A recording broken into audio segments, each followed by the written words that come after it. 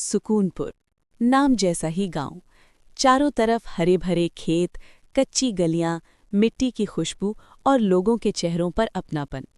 यहाँ सुबह मुर्गी की बांग से नहीं बल्कि मसूरी काका की खांसी से होती थी। उस दिन भी सूरज निकलने से पहले मसूरी काका खाट पर बैठे बैठे बोले, अरे रामू, चाय में शक्कर ज्यादा डाल दी क्या? गला ही चिपक गया। रामू, जो पूरे गांव का सबसे शरारती लड़का था, हंसते हुए बोला, काका, आज मीठा दिन है, गांव में कुछ बड़ा होने वाला है। किसी को क्या पता था कि रामू की ये बात सच निकलने वाली है। सुबह की हलचल। गांव की औरतें हैंडपंप पर पानी भर रही थीं। लोटे टकराने की आवाज, हंसी मजाक और बीच बीच में चुन्नी की शिकायतें। अरे बहन, तुम्हारा बेटा तो आजकल उड़ता फिरता है। हाँ दीदी, शहर जाने के सपने देखता है। उधर स्कूल के रास्ते पर पिंटू, गोलू और चंपा आम के पेड़ के नीचे खड़े थे। पिंटू बोला, आज मास्टर जी नहीं आए तो मैं बैट लेकर आऊंगा। गोलू बोला, पहले पिछली बार की तरह डंडा मत तोड़ देना।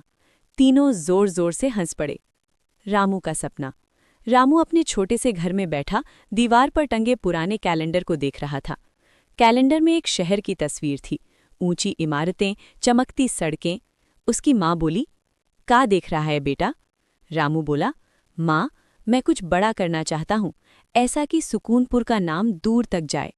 माँ मुस्कुराई, बड़ा करने के लिए शहर नहीं, बड़ा दिल चाहिए। रामू चुप हो गया। मुसीबत की आहट। दोपहर तक खबर फैल गई, पास के कस्बे से लोग आए हैं गांव की जमीन नापने। सरपंच जी ने चौपाल बुलाई।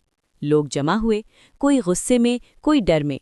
सरपंच बोले, सरकार सड़क बनाना चाहती है, खेतों से होकर। एक बुजुर्ग बोले, हमारी जमीन चली गई तो खाएंगे क्या? औरतों की आंखों में चिंता थी। बच्चे चुप थे। ऐसा पहले कभी नहीं हुआ था। रामू की सोच। रात को पूरा गांव सो गया, पर रामू नहीं। वो छत पर लेटा तारों को देख रहा था। उसे स्कूल में पढ़ी बात याद आई, एकजुटता में ताकत होती है। अचानक वो उठ बैठा। अगर गांव एक साथ खड़ा हो जाए तो? घंटी की आवाज। अगली सुबह रामू ने कुछ अनोखा किया। उसने मंदिर की घंटी जोर जोर से बजाई। लोग दौड़े आए। क्या हुआ? रामू बोला, अगर हम चुप रहे तो सब छिन जाएगा, लेकिन अगर हम मिलकर अपनी बात रखें तो हमें सुना जाएगा। पहले सन्नाटा, फिर मसूरी काका बोले, लड़का सही कह रहा है। एक एक करके सब साथ आ गए। बदलाव की शुरुआत। गांव वालों ने मिलकर एक अर्जी लिखी। बच्चों ने पोस्टर बनाए, हमारी जमीन हमारा हक।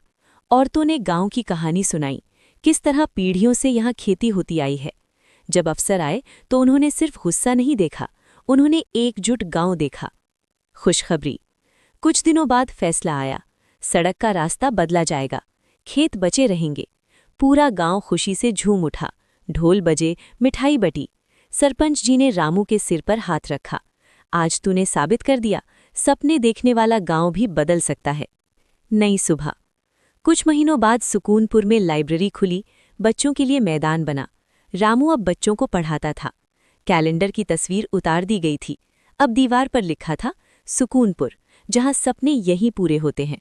माँ ने मुस्कुराकर कहा, देखा बेटा, बड़ा काम यहीं भी हो सकता है। रामू ने आसमान की तरफ देखा। सुकूनपुर अब पहले से और सुंदर लग रहा था।